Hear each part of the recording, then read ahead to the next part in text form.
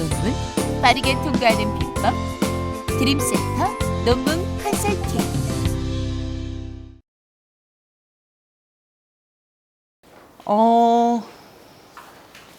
이제 여러분들이 그 논문 작성 과정에서 어떤 게 궁금하실까 해서 첫 번째 주제가 제가 지도 교수님 마음을 어떻게 열까 였잖아요.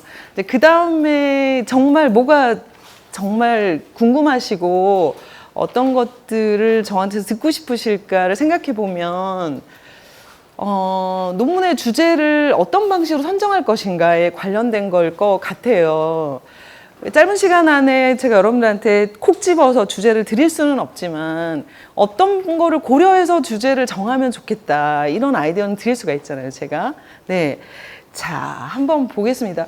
자, 학위 논문 집필 과정에서는 주제를 선정하면 관련 자료들을 수집하게 되고 연구 방법론을 모색해서 필요한 데이터를 수집하고 논문을 구성하고 그 다음에 인용하고 참고문헌을 이렇게 표기하게 되는데요. 주제를 선정하는 과정에서 그러면 맨 앞에 주제가 선정되어 있으니까 이 나머지 것들이 주제 선정과 관련이 없을 거란 생각이 되지만 사실 많은 연구자들은, 연구를 잘하는 연구자들은 여기서부터 여기까지 전 과정을 모두 고민한 다음에 이걸 하는 거거든요. 아니 데이터도 없는데 결과를 어떻게 예측해? 예측할 수 있어요. 네. 예측된 결과에 의해서 거꾸로 돼 하면서 주제를 해 안 해? 뭐 이렇게 선정하는 거거든요.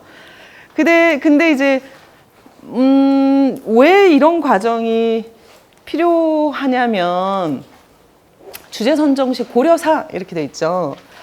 자, 주제는 어떻게 하면 좋냐면 깊고 좁게 잡아야 합니다. 이렇게 돼 있어요. 자, 좁고 깊게 당연하지. 어떻게 하란 말이야. 이게 어렵잖아요. 자, 좁고 깊게 구체적인 얘기를 한번 해볼게요. 자, 여기 이제 앞에 요 키워드하고 뒤에 있는 요거하고의 차이를 한번 잠깐 보겠습니다. 한국 사회에서 가족의 문제에 관한 연구. 자, 이 연구는 연구 주제일까요? 아닐까요? 한국 사회에서 가족의 문제에 관한 연구가 연구 주제일까요? 아닐까요? 연구 제목일까요? 아닐까요? 한국 사회에서 가족의 문제. 대부분 저의 질문은 주제일까요? 아닐까요? 아니니까요. 아니니까 물어봤겠죠. 그죠? 너무 의도가 드러났죠. 제가. 그죠. 네. 왜 아닐까요, 그럼? 여기에 답을 할 수 있어야 돼. 연구 주제가 좁고 깊지 않아서. 어떻게 답을 다 안 해? 좁고 깊지 않다는 말은 역량과 자원에 관한 문제인데요. 이게 무슨 말이냐? 무슨 말이야? 자, 한국 사회 가족의 문제에 관한 연구는 한 100년 해야 되는 연구예요. 자, 무슨 말이냐? 자, 한국 사회가 고조선 사회도 있었고 조선 사회도 있었고 해방 전, 해방 후 70년대, 80년대 어마어마하게 많잖아요. 그죠? 가족의 문제. 자, 엄마 문제, 아빠 문제, 할아버지, 할머니, 뭐 손자, 손주 뭐 엄청나잖아요. 그죠? 그러니까 좁고 깊게라고 하는 것은 무슨 말이냐면 내가 해야 되는 연구의 범위만큼을 정해야 되는데 범위를 정하는 순간 좁고 깊게 돼요. 이게 좀 어려운데요. 그래서 내가 어디까지 연구를 할 거냐라고 하는 영역을 명확하게 정하는 게 연구 주제, 그 다음 연구 제목이라고 생각하시면 돼요. 그런데 이건 아니다 그런 말이죠. 할 수 없다 그 말이죠. 자, 해방 이후 한국 가족의 가부장적 권위의 변화 이러면 그죠? 가족의 문제 중에 이거 한국 사회는 해방 이후 한국 이렇게. 그러니까 그거를 어떻게 하셔야 되냐면 그러니까 계속 생각을 하시면서 계속 좁혀가셔야 되는데 그냥 막연한 생각을 하시는 건 아니고 자, 고려할 점. 첫 번째, 연구자의 관심과의 적합성. 주제는 내가 뭐가 관심 있느냐 매우 중요한 얘기고요. 두 번째, 자료 입수의 가능성, 내가 데이터를 모아야 되는데 가능한지 안 한지. 분석 능력, 내가 모은 데이터를 분석을 해야 되는데 그걸 할 수 있는지 없는지. 그 다음에 글쓰기와의 부합성인데 이 중에서 우선순위로 말해보자면 뭐 우선순위가 아니라 필수 조건, 요건 무조건 고려해야 됩니다. 첫 번째 고려 대상이 뭘까요? 4개 중에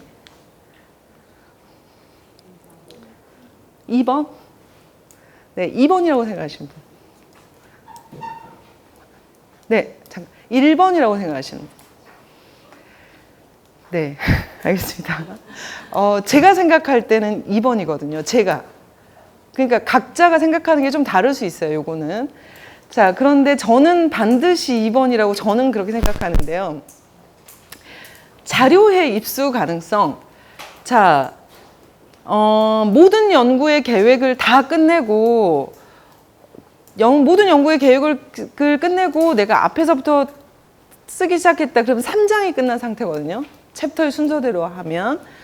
그 상태에서 이제 데이터 모으면 분석해서 4, 5장을 채우면 돼요. 그런데 데이터를 모을 수 없다. 이런 판단이 섰어요, 그때. 그럼 어떻게 하셔야 돼요? 1장, 3장을 다 날려야 되는 이런 상황이죠. 네. 제 기준에서 그래서 2번이 제일 중요해요. 자, 왜냐면 저는 제가 전공이 뭐라고 말씀드렸죠? 경영학이죠. 경영학이 그러니까 여러분도 이제 각자 자기가 한 전공의 가치에 대해서 프라우드 하실 거예요. 저는 경영학의 학문에 대해서 굉장히 프라우드한 사람이거든요. 근데 경영학이라고 하는 학문이 추구하는 가치가 있어요. 그러니까 행정학이 추구하는 가치가 있고 교육학이 추구하는 가치가 있고 다 다르잖아요. 그 가치를 여러분들이 상당히 많이 고민하셔야 되거든요. 이유가 뭐냐면은 그게 본인의 연구에 녹아 들어가요. 그러니까 대부분 종속 변수로 많이 녹아 들어가거든요. 나중에 해보시면 제가 무슨 말 하는지를 나중에 아실 건데 각 모든 연구에 각 그 분야가 추구하는 방향과 어떤 가치가 대부분 종속 변수라고 하는 궁극적인 목적인데요. 거기에 많이 녹아 들어가거든요. 저희 경영학은 추구하는 방향과 목적, 가치가 효율이에요. 효과가 아니고. 혹시 효율과 효과의 차이를 아시는 분 있으세요? 효율과 효과의 차이. 효율은 투입 대비 산출. 그렇죠. 비율이에요. 투입 대비 산출입니다. 효과는 이제 얼마나 그 변화나 이런 것들이 나타나는가. 효과는 아웃풋이라고 생각하시면 돼요. 그러니까 산출량이라고 생각하시면 돼요. 네.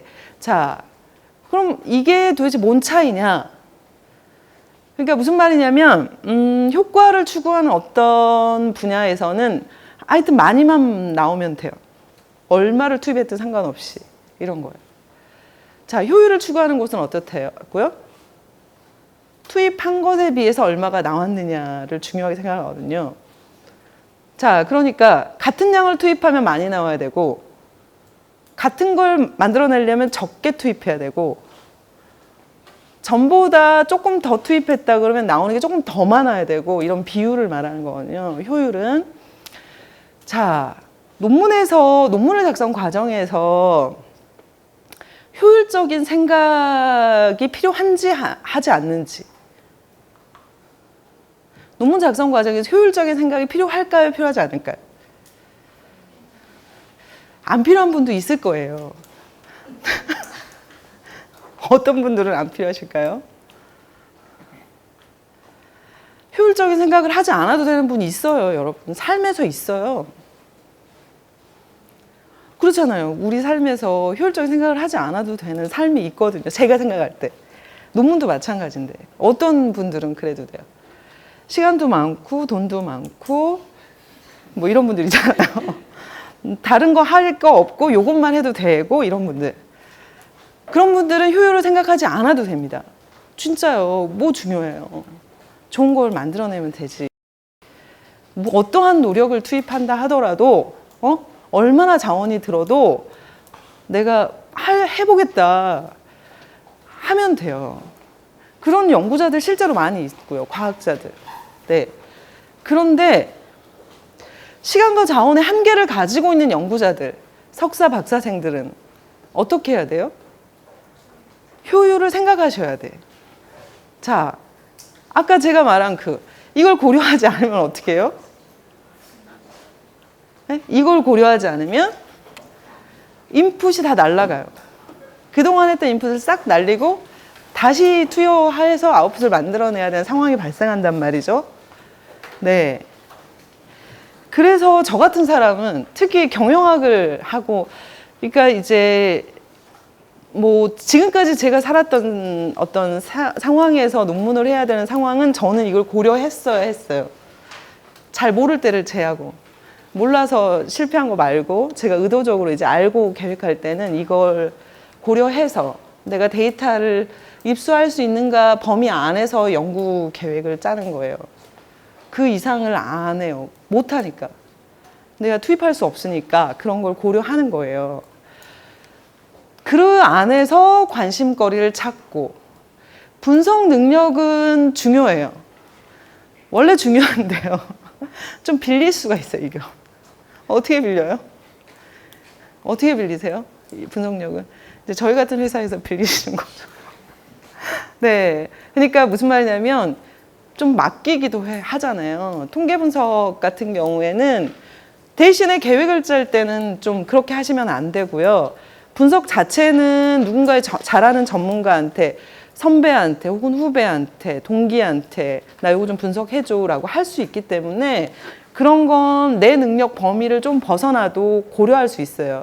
대신에 밥값이 들고 돈이 좀 드는 거죠. 네, 그런 거. 네, 이제 글쓰기는 이제 제가 말씀드릴 때 글쓰기를 주제를 선정할 때 고려하기는 좀 어렵고, 요거는 좀 번외의 얘기라서 제가 따로 뒤에서 설명드리겠습니다.